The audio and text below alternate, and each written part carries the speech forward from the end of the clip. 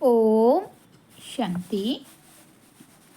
आज की साकार मुरली डेट है 20 दिसंबर 2024। मुरली की हेडलाइन है मीठे बच्चे, याद में रहने की प्रैक्टिस करो तो सदा हर्षित मुख खिले हुए रहेंगे। बाप की मदद मिलती रहेगी, कभी मुरझाएंगे नहीं। आज का प्रश्न है, तुम बच्चों को गॉडली स्टूडेंट लाइफ किस नशे में बितानी है? उत्तर है, सदा नशा रहे कि हम इस पढ़ाई से प्रिंस प्रिंसेस बनेंगे। यह लाइफ हंसते खेलते ज्ञान का डांस करते बितानी है। सदा वारिस बन फूल बनने का पुरुषार्थ करते रहो। यह है प्रिंस प्रिंसेस बनने का कॉलेज। यहाँ पढ़ना भी है तो पढ़ाना भी है, प्रजा भी बनानी है, तब राजा बन सकेंगे। बाप तो पढ़ा हुआ ही है, उसे पढ़ने की ज़रूरत नहीं। गीत बजा है, बचपन के दिन भुला न देना। ओम शांति। यह गीत है खास बच्चों के लिए। भल है गीत फिल्मी, परंतु कुछ गीत है ही तुम्हारे लिए। जो सपूत बच्चे हैं, उन्हों को गीत सुनते समय उसका अर्थ अपने दिल में ले आना पड़ता है। बाप समझाते हैं, मेरे लाडले बच्चे, क्योंकि तुम बच्चे बने हो। जब बच्चा बने तब तो बाप के वर्षे की भी याद रहे। बच्चे ही नहीं बने तो याद करना पड़ेगा। बच्चों को स्मृति रहती है, हम भविष्य में बाबा का वर्षा लेंगे। यह है ही राजयोग, प्रजा योग नहीं। हम भविष्य में प्रिंस प्रिंसेस बनेंगे। हम उनके बच्चे हैं। बाकी जो भी मित्र संबंधी आदि हैं, उन सबको भुलाना पड़ता है। एक बिगैर दूसरा कोई याद न पड़े, दे भी याद न पड़े। दे अभिमान तो तोड़ दे ही अभिमानी बनना है। दे अभिमान में आने से ही अनेक प्रकार के संकल्प विकल्प उल्टे गिरा देते हैं। याद करने की प्रैक्टिस करते रहेंगे तो सदैव हर्षित रहेंगे।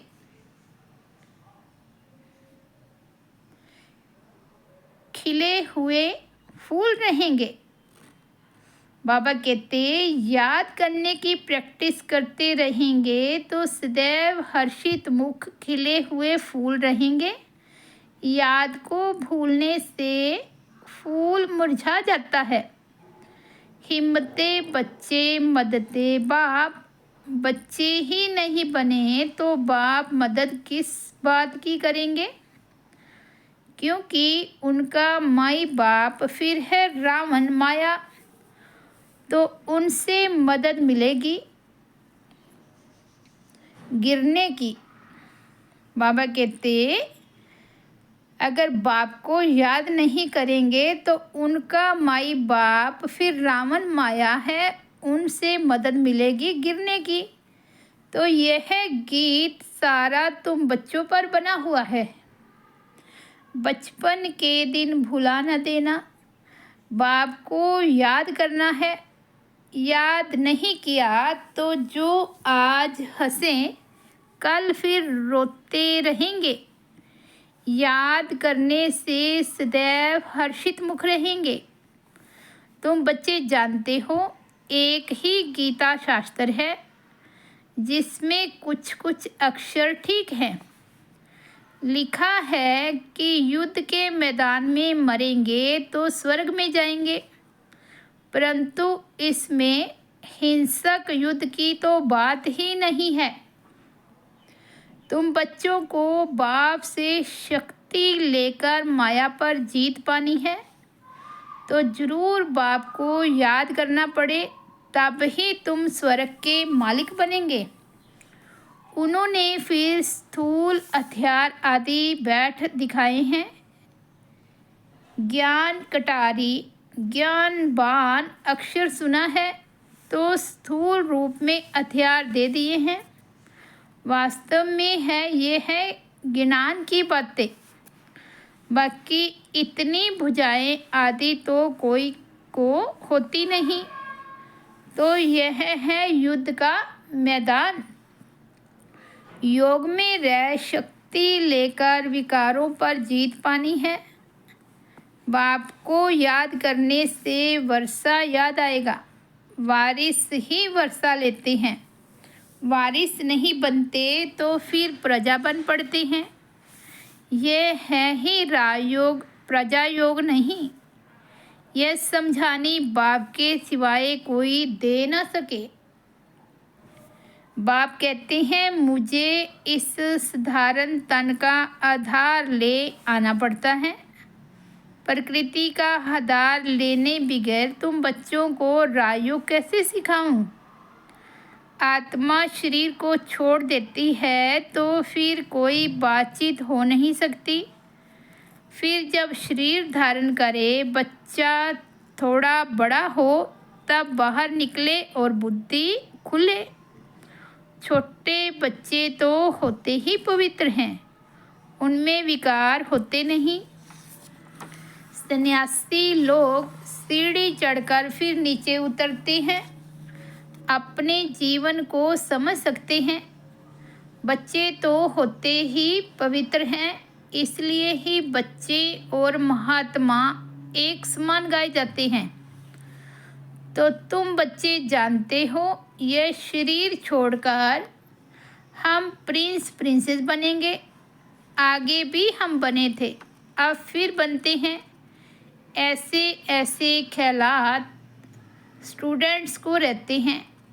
यह भी उनकी बुद्धि में आएगा जो बच्चे होंगे और फिर वफादार फरमान बरदार हो श्रीमत पर चलते होंगे, नहीं तो श्रेष्ठ पद पा न सके। टीचर तो पढ़ा हुआ ही है, ऐसे नहीं कि वे पढ़ते हैं फिर पढ़ाते हैं।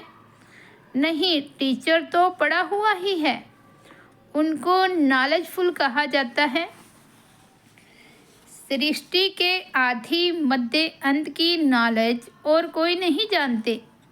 पहले तो निश्चय चाहिए वह बाप है।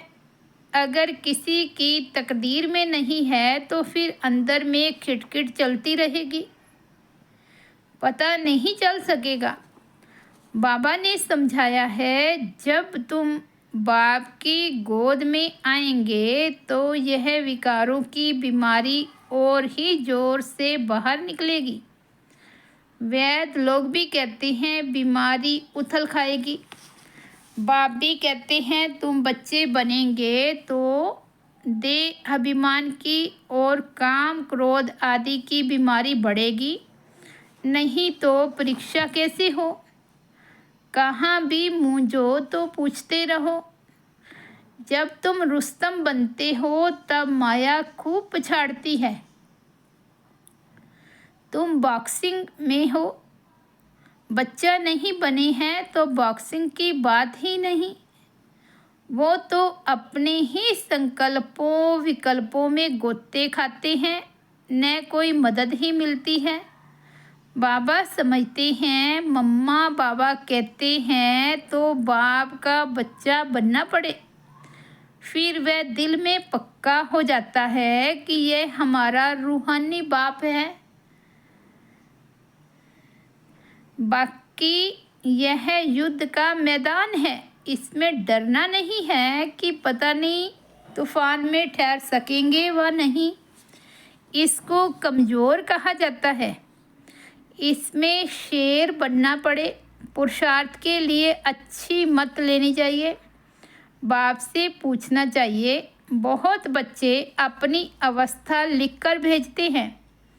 बाप को ही सर्टिफिकेट देना है। इससे भल छिपाएं, परंतु शिव बाबा से तो छिप ना सके। बहुत हैं जो छिपाते हैं, परंतु उनसे कुछ भी छिप नहीं सकता। अच्छे का फल अच्छा, बुरे का फल बुरा होता है।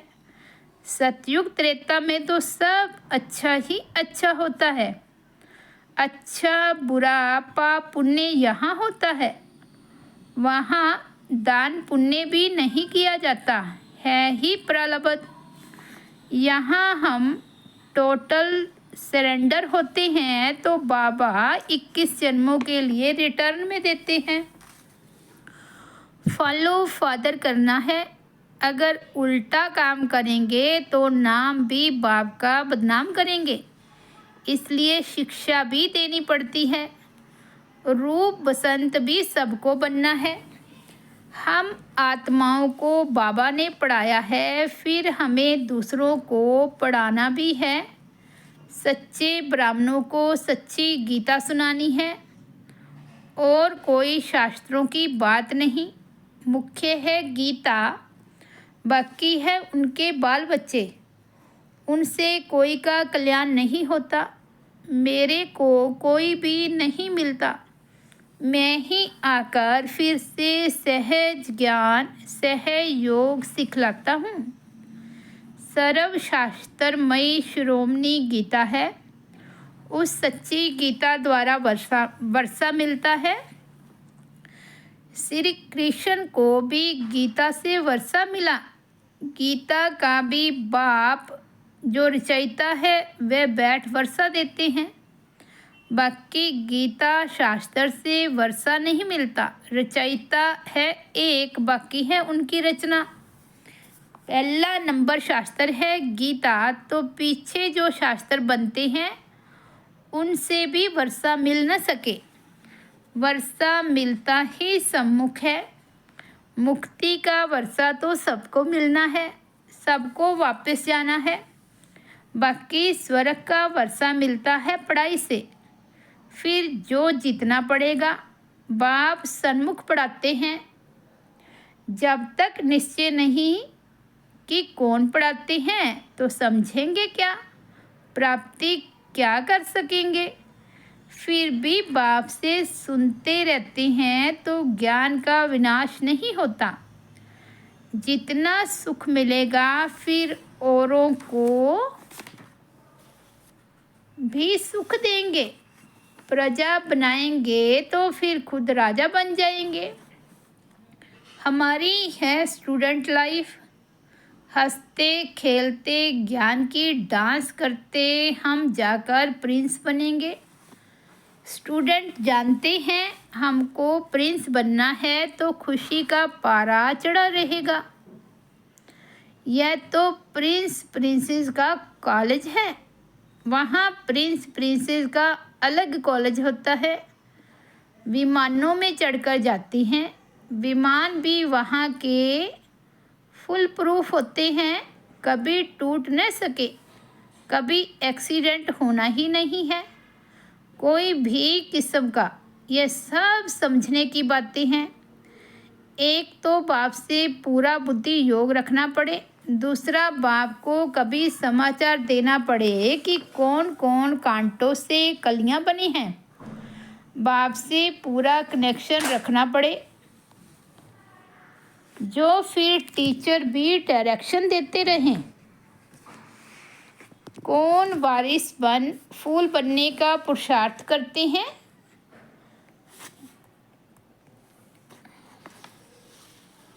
कांटों से कली तो बने, फिर फूल तब बने जब बच्चा बने, नहीं तो कली के कली रहेंगे अर्थात प्रजा में आ जाएंगे।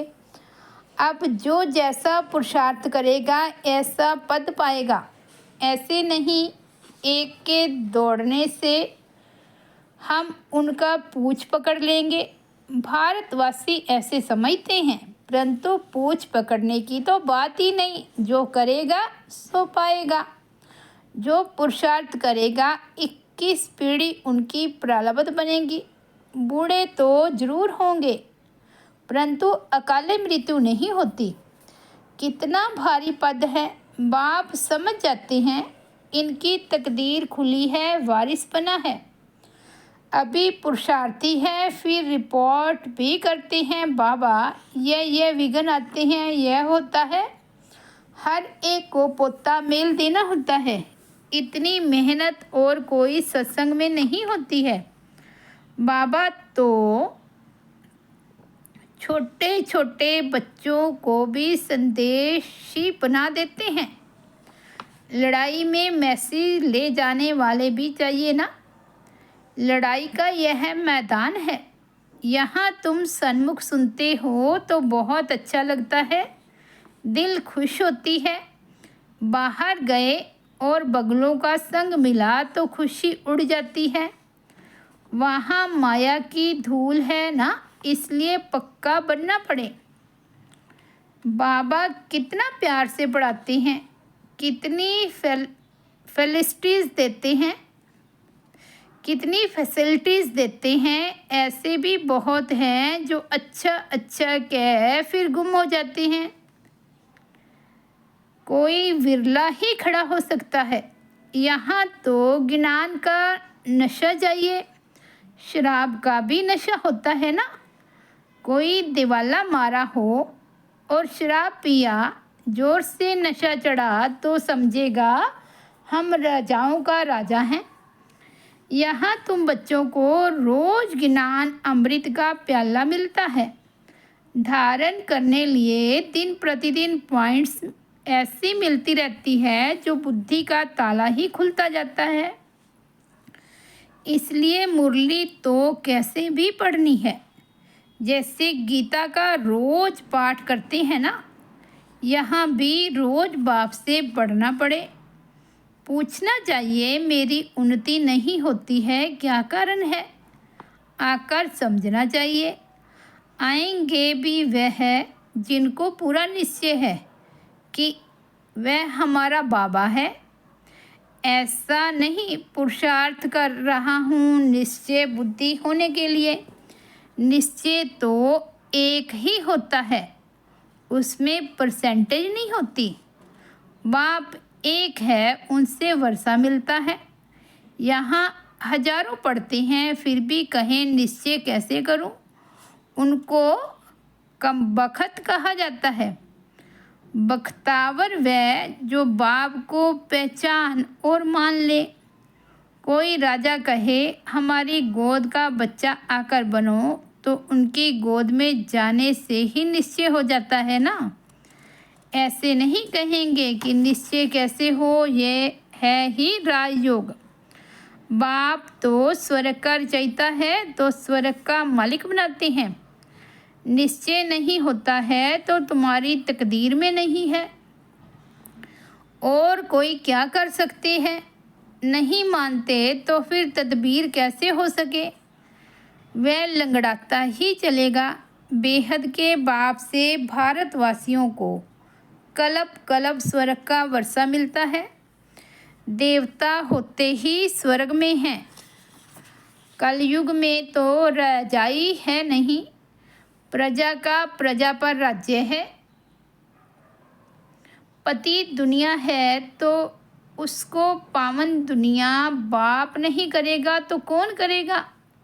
तकदीर में नहीं है तो फिर समझते नहीं। यह तो बिल्कुल सहज समझने की बात है।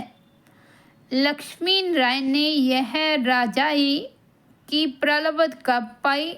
जरूर आगे जन्म के कर्म हैं तब ही प्रलब्ध पाई है।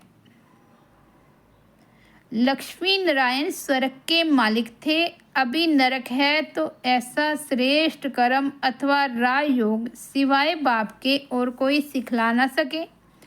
अभी सबका अंतिम जन्म है। बाप राजयोग सिखला रहे हैं। द्वापर में थोड़े ही राजयोग सिखलाएंगे। द्वापर के बाद सतयुग थोड़े ही आएगा। यहाँ तो बहुत अच्छी रीति समझकर जाते हैं, बाहर जाने से ही खाली हो जाते हैं। जैसे डिब्बी में ठिकरी रह जाती है, रतन निकल जाते हैं। ज्ञान सुनते सुनते फिर विकार में गिरा तो खलास। बुद्धि से ज्ञान रत्नों की सफाई हो जाती है। ऐसे भी बहुत लिखते हैं, बाबा मेहनत करते करते फिर आज गिर गया, गिरे गोआ अपने को और कुल को कलंक लगाया, तकदीर को लकीर लगा दी। घर में भी बच्चे अगर ऐसा कोई अकर्तव्य करते हैं तो कहते हैं ऐसा बच्चा मुआ भला। तो यह बेहद का बाप कहते हैं, कुल कलंकित मत बनो। यदि विकारों का दान देकर फिर वापस लिया तो पद भ्रष्ट हो जाएगा। पुरुषार्थ करना है, जीत पानी है। चोट लगती है तो फिर खड़े हो जाओ। घड़ी घड़ी चोट खाते रहेंगे तो हार खाकर बेहोश हो पड़ेंगे। बाप समझाते तो बहुत हैं, परंतु कोई ठहरे भी। माया बड़ी तीखी है। पवित्रता का प्रण कर लिया, अगर फिर गिरते हैं तो चोट बड़े जोर से लग पड़ती है। बेड़ा पार होता ही है पवित्रता से। प्योरिटी थी तो भारत का सितारा चमकता था, अब तो घोर अंधियारा है। अच्छा, मीठे मीठे सिकिलदे बच्चों प्रति माता पिता बाप दादा का याद प्यार और गुड मॉर्निंग। रूहानी बाप की रूहानी बच्चों को नमस्ते। हम रूहानी बच्चों की रूहानी बाप दादा को याद प्यार, गुड मॉर्निंग और नमस्ते। धारणा के लिए मुख्य सार, फर्स्ट पॉइंट है, इस युद्ध के मैदान में माया से डरना नहीं है। बाप से पुरुषार्थ के लिए अच्छी मत ले लेनी है। वफादार फरमान बरदार बन श्रीमत पर चलते रहना है। सेकंड पॉइंट है, रूहानी नशे में रहने के लिए ज्ञान अमृत का प्याला रोज पीना है, मुरली रोज पढ़नी है। तकदीरवान अर्थात बख्तावर बनने के लिए बाप में कभी संशय न आए। आज का सतगुरु बाबा का वरदान है, ब्रह्मा बाप समान जीवन मुक्त स्थिति का अनुभव करने वाले कर्म के बंधनों से मुक्त भव। ब्रह्मा बाप कर्म करते भी कर्मों के बंधनों में नहीं फंसे, संबंध निभाते भी संबंधों के बंधन में नहीं बंधे। वे धन और साधनों के बंधन से भी मुक्त रहे, जिम्मेवारियां संभालते हुए भी जीवन मुक्त स्थिति का अनुभव किया। ऐसे फॉलो फादर करो। किसी भी पिछले हिसाब किताब के बंधन में बंधना नहीं। संस्कार, स्वभाव, प्रभाव और दबाव के बंधन में भी नहीं आना। तब कहेंगे कर्म बंधन मुक्त, जीवन मुक्त। आज का स्लोगन है, तमोगुनी वायुमंडल में स्वयं को सेफ रखना है तो साक्षी होकर खेल देखने का अभ्यास करो। तमोगुनी वायुमंडल में स्वयं को सेफ रखना है तो साक्षी होकर खेल देखने का अभ्यास करो। अच्छा, ओम शांति। तो ये थे 20 दिसंबर 2024 के बाबा के अनमोल महावाक्य। मुरली की हेडलाइन है, मीठे बच्चे याद में रहने की प्रैक्टिस करो तो सदा हर्षित मुख खिले हुए रहेंगे। बाप की मदद मिलती रहेगी, कभी मुरझाएंगे नहीं। ओम शांति।